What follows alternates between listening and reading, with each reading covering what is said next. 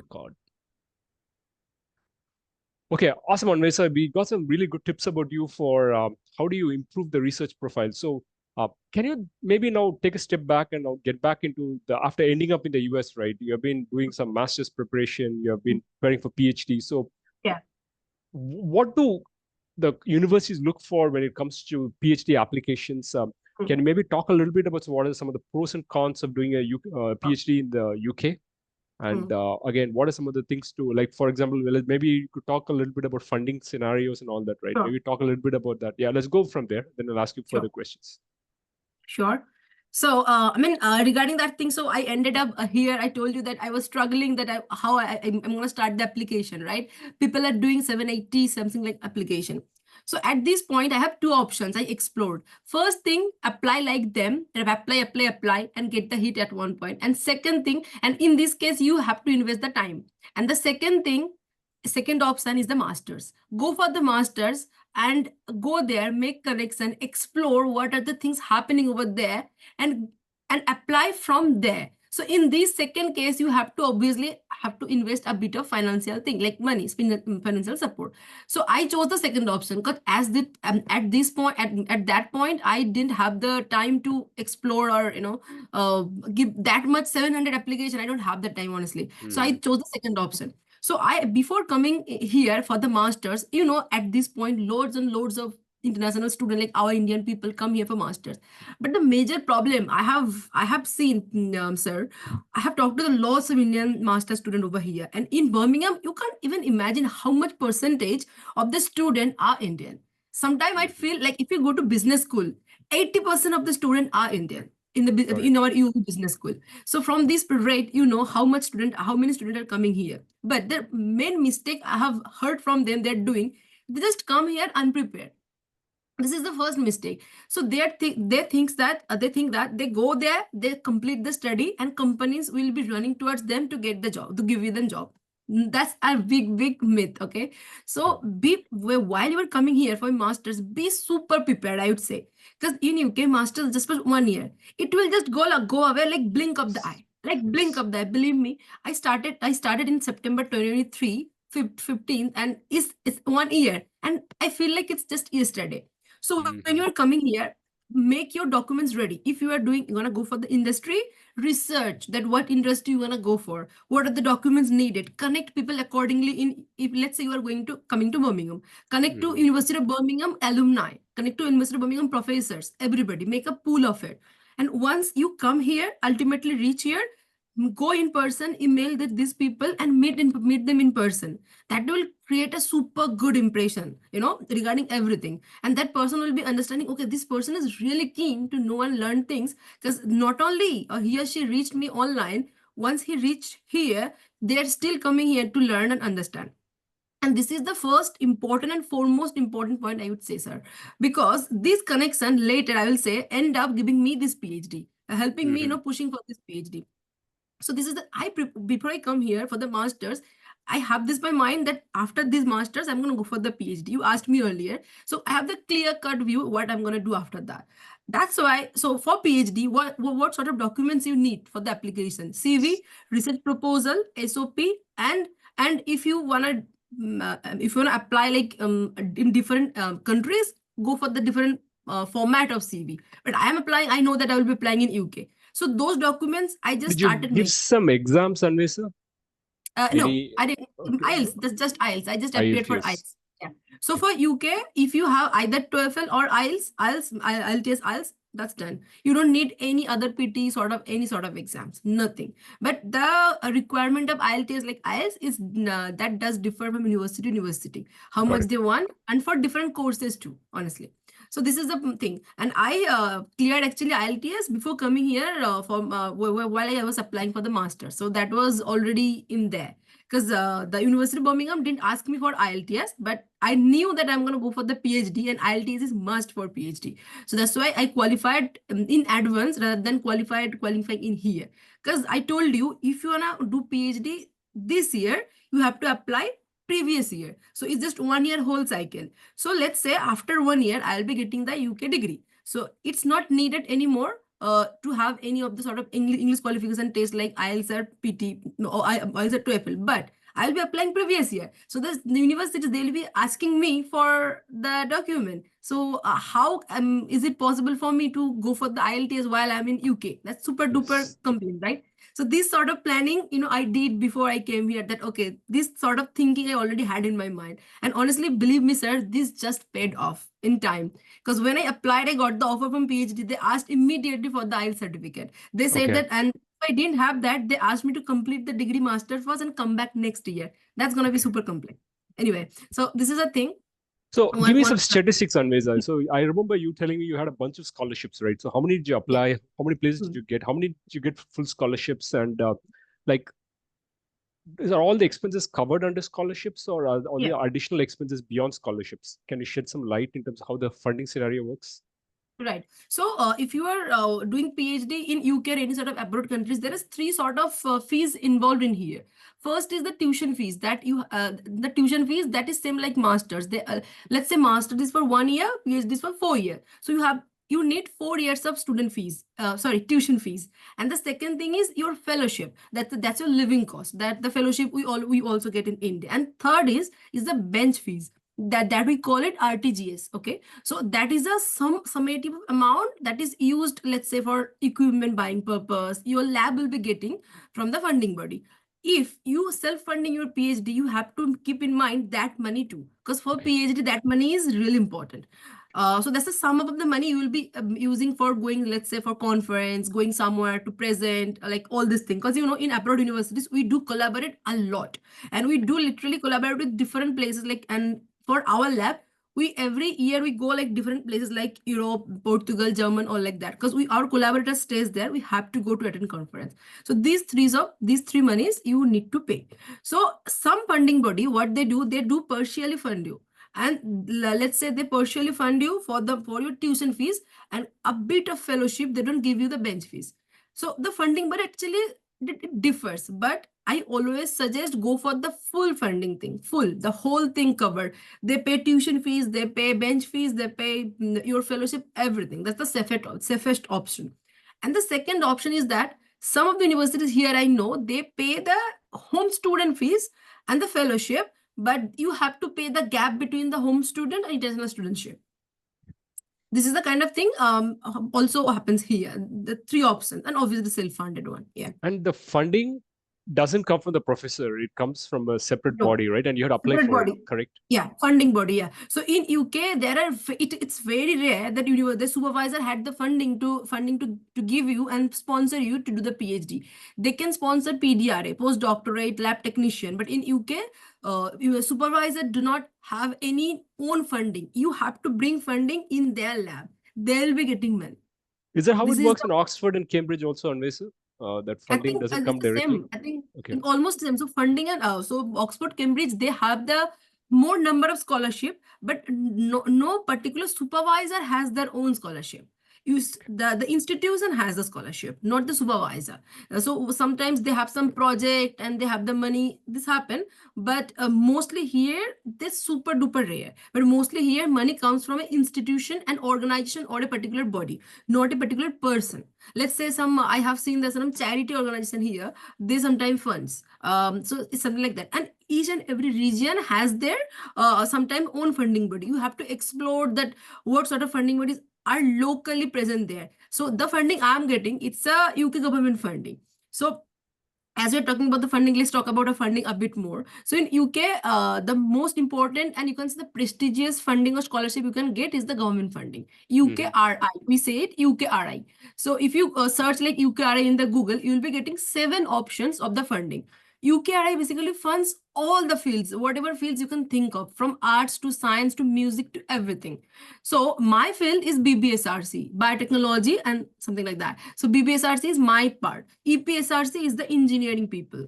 It goes like that. So you have to look for which category or which particular field you fits. Okay, you fit. So for me, like I fit in BBSRC, partially a bit of EPSRC and MRC. MRC means Medical Research Council, medical. So biology jumps around between all these things. So you have to really carefully look around and think that which funding you can apply for, and you will be good fit for. So let's say that I am a good fit for MRC as well as BBSRC. I applied for a couple of MRCs actually in Southampton, and I think in LSTM, like Liverpool School of Tropical Medicine.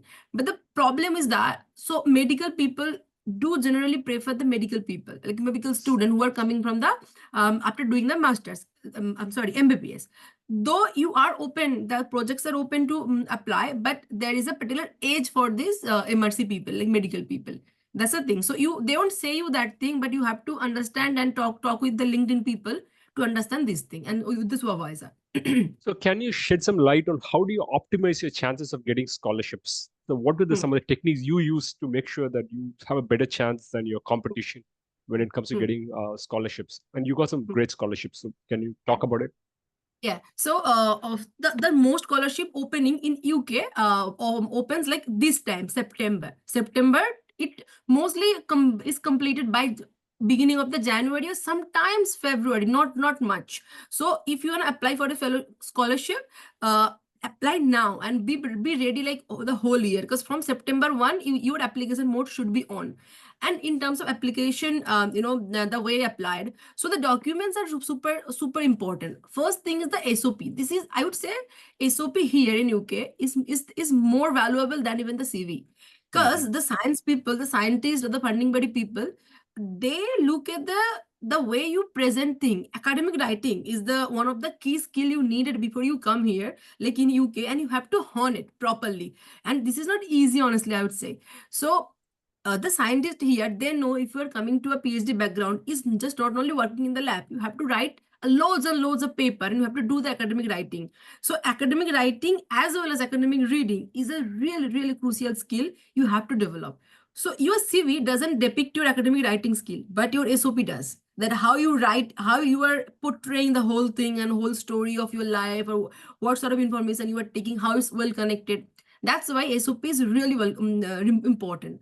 And in terms of research proposal, here most of the biology fields research are already well defined, already advertised. So you don't have to come up with the research proposal. Your supervisor already have it. You just have to come up with the idea, a bit of understanding, and a lot of enthusiasm to work around it, honestly. So this is the most important thing I would say. And in terms of CV, make it really super crisp. Don't add unnecessary words like enthusiastic, passionate, eager. No, go hit the point. So if I say what's my introduction, my profile, the first sentence of my CV is that I have done 7 jobs with University of Birmingham, and I have this skill. This is the first sentence of my CV. There is nothing like, I am Anwesa, I am enthusiastically passionate I'm passionate about doing, nothing like that. Just hit the main point, because they don't have that time, sir, to read around all these extra words. This is the thing. So the word they will be reading, make it count. This is my understanding since the beginning. Even the email here, super duper short. You will sometimes think that is that an email or it's a chat. The email we normally exchange with the supervisor and people, super crisp and clear. You can write a proper super professional email here. It's the words, what counts here really does matter. My supervisor asked me, so I, as an Indian person, we always write a proper good length email for the to talk with someone, or approach a supervisor. This is another thing, because lots of students approach supervisor by email, right? So this is another point to note down, that do not write a very lengthy email to a supervisor when you applying or approaching them. Make it super duper crisp. I would say 200 words is the best. What I did, just at the first paragraph, two lines. Who are you? I mean, if you're entering a room, you introduce yourself, right? That who are you? So introduce yourself, who are you, what, and catch the eye in that 2 lines, that you are that person. And then say a bit, 1 or 2 lines about your academic background.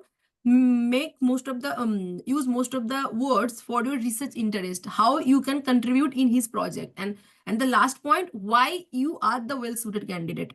That's all, nothing else. That's all. 200 words to 500 words, done. apart from that, they do not want anything. And I did the same thing. Though my supervisor is the same university as I'm pursuing the master's, I never met him in person to approach for the PhD. You'll be probably amazed about knowing that thing. I even emailed him, honestly. When I look at the funding body opening at our university, my funding body is BBSRC, MIBTP, UKRI funding body branch. So I saw that was open in University of Birmingham portal. And then this is another thing that you always have to actively look for, in which university is having which sort of scholarship. Find a PhD is good, but it's generic, I would say, not specific, because everybody is applying to find a PhD. So you have to be ahead of the race, and you have to make, you are saying about extra step, extra effort. This is the extra effort. You have to take extra step to go to the university website and explore. I know that takes a really lots of time. I know my whole weekend just totally went on this thing rather than doing anything.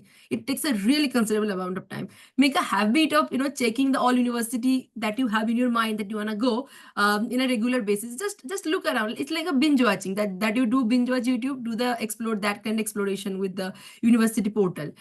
Couple of university has, like our UOB has the search engine for the scholarship and all this thing. Use that search engine, make it quick. So like that. So I saw that our university having opening in MIBTP, BBSRC, and lots of supervisor has loads of project in it. Like they published a project, but supervisor also are competing for this one spot. That is the thing. It's not only you are competing. So supervisor also wants to keep forward or put forward their best student, because then they have the most chance to win it. Because I told you earlier, they don't have the funding here, because obviously all the supervisor wants to have more students in the lab to make your lab productive. But as they don't have money, the student with the money, all they want. So obviously that's why they always look for the good student. So in my case, in my supervisor, I emailed him along with a couple of more supervisor. He replied me back after looking at this, you can say the email, that he is really interested the way I depicted the research interest, as well as the way I structured the email.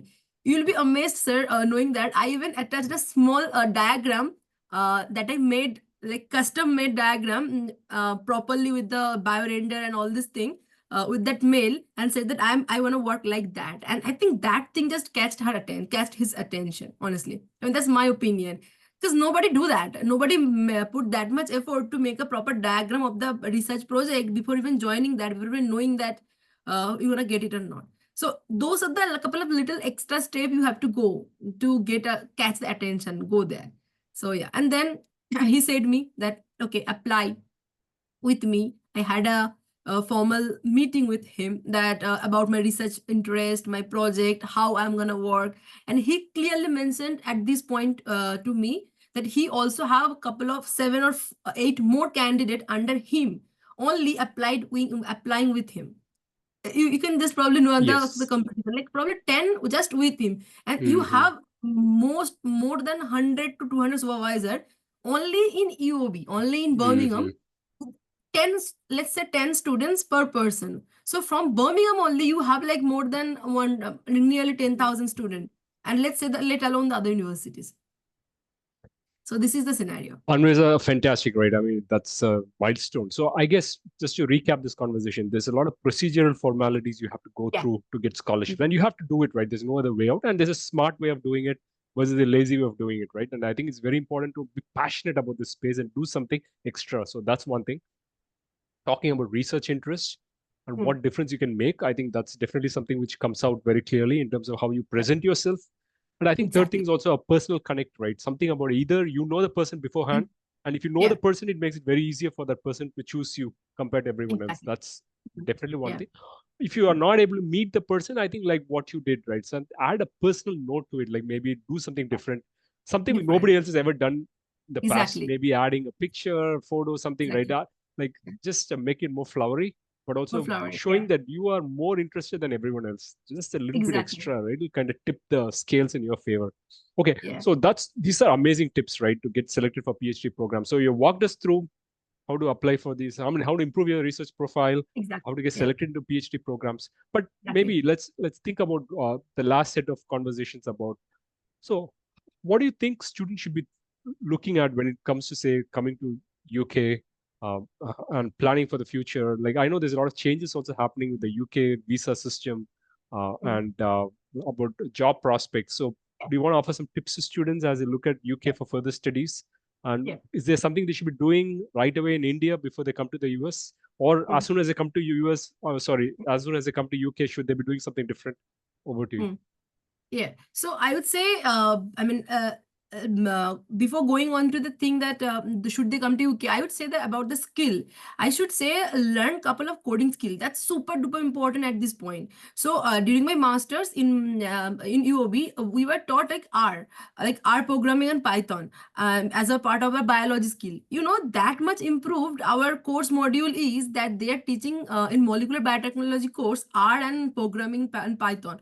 So learn any one or two coding language. Learn English properly. Speak professionally. How to speak professionally. How to keep email short. All this thing. And the second thing, academic writing. If you wanna learn, if you wanna go for PhD or like any academic career, I mean, one of my teacher here, my supervisor here, told me one line. I really remember that.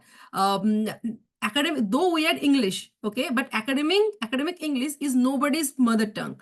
So that line literally just dragged my attention. Even these people, they are English, their mother tongue in English, but they can't talk properly. If you look at the presentation, the vibe we were having during the masters, our British students were suffering more than us while presenting their research. I was so amazed to say that, so amazed. But we were better. Like lots of Indian students presented super duper, this the best. But lots of British students, they just were fumbling in between. But it's their mother tongue. So just learn public speaking, learn academic writing, learn a particular coding. I would say R. These three skills are, I would say, hone it before coming here. And the fourth, the most important, connection building. This will take you out of the world. Honestly, this is a thing that will make that will either make you or break you. If you have that, good. If you don't, you have to build it. It's nothing like you can't, you have to build it. Because here in UK, connect, if you have connection, you have everything. Skill is important, obviously, but along with skill, to get it done like on time, you must need the connection building skill. Then it's not only getting the people, it's about, when you have the connection, you have right people to guide. So while I was applying for I told you the PhD, the supervisor thing, I had an option of loads and loads of supervisor, but I was so amazed that with whom I should go. I don't have any idea who is better, who works on which field, who has a good reach. My connection, I talked to the loads of people in EOB, like who are already supervisor, probably working in the research equipment, all from different sort of things, who supposing it taught me code or something. I talked with them and they said, this supervisor, he has good connection, he is a good person, he has a good retention of the PhD students, and in terms of the student satisfaction and the happiness being in the lab, he has a really well healthy working culture in the lab. As an outsider, how do you know it? No, Yes. right? So the people in the department, they will tell you. So that what I did, that how one of the, like not one, like 4 or 5 people I have regular conversation with them since I came here. They ended up guiding me which supervisor I should choose. And I am, super happy about that I chose the supervisor I am working with, Tim. He not only he has the good industrial connection, or as a as a like a heavyweight people in the field. He even works as with the university, not only the university, with the UK government. So he is the representative of the UK government, and he went to Delhi a couple of days ago as a UK representative, and he was saying me that it was really fun talking to the Indian personals of the biotechnology. So, however, yeah, so that is the thing. So choosing the right person, not only have the connection, as a person you can work with this person for next 4 years. This is really important. Is his lab healthy, has the healthy environment to work with or not? This is super important. People do not consider this thing, but believe me, this is a really good point to consider before you apply anywhere. And regarding the UK thing, so at this point, I mean, the rumors, UK is going through the recession and all this thing. I mean, it's true actually, okay? It's true. If you have a really high and big expectation that you will complete your master's or PhD, and employer will run towards you, nothing like that. I've got PhD. That's a step I have cleared. I have many more steps to go. This is just up. You can see the one step I cleared, and I have to clear the 5 or 6 more steps to work on things. In UK, if you want to be on the market, like on the field, active, grow, you always have to work on your skill and everything. You can't just, okay, I got the PhD. Done, I'm good. No, you will totally just fade away after that if you don't work on things. Here market is super evolving. Some people know R plus Python. R plus Python, some people know R, Python, Java too. As a biologist, learning a single coding language for me is painful. And here I see they do molecular dynamics, learning all these languages.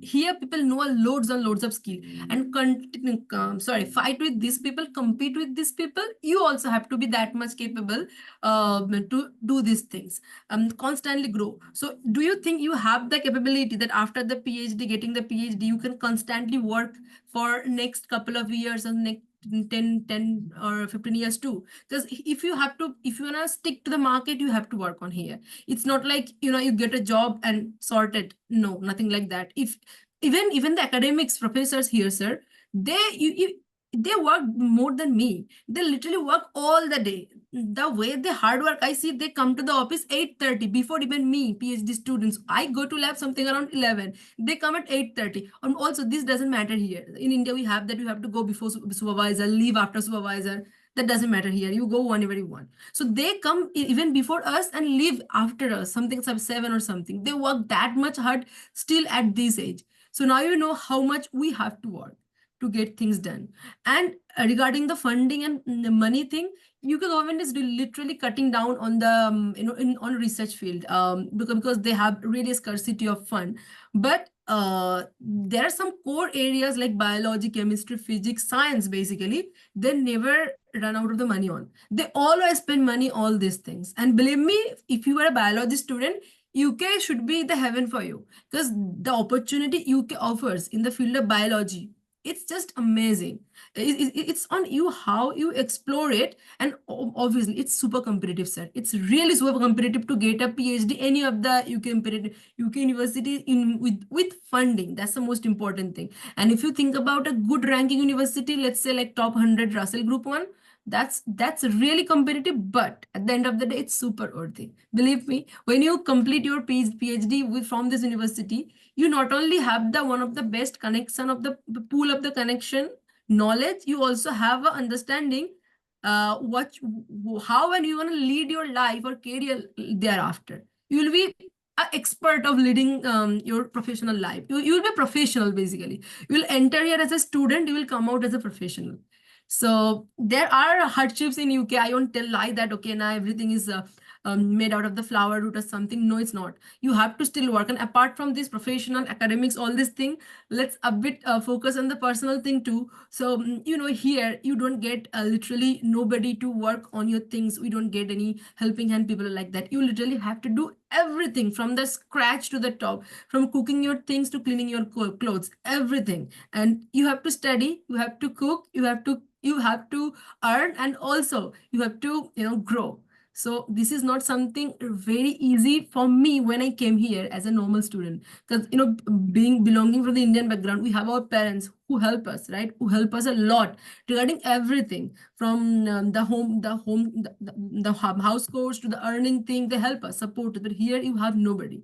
So just keep these things in mind too. That will you be survive alone, like without any emotional support here at this point, and still struggling all this thing, escalated all this thing? This seems to be really not something that you should consider. Once you will be at this spot, literally not getting anything, not any job, any PhD application, you are getting loads and loads of rejection, but there is no one there by your side to say that, okay, you can do it. I mean, parents are obviously family obviously they are over the phone, but not by your side. So these couple of things, you have to be mentally strong enough to hold yourself and escalate all this thing, I would say.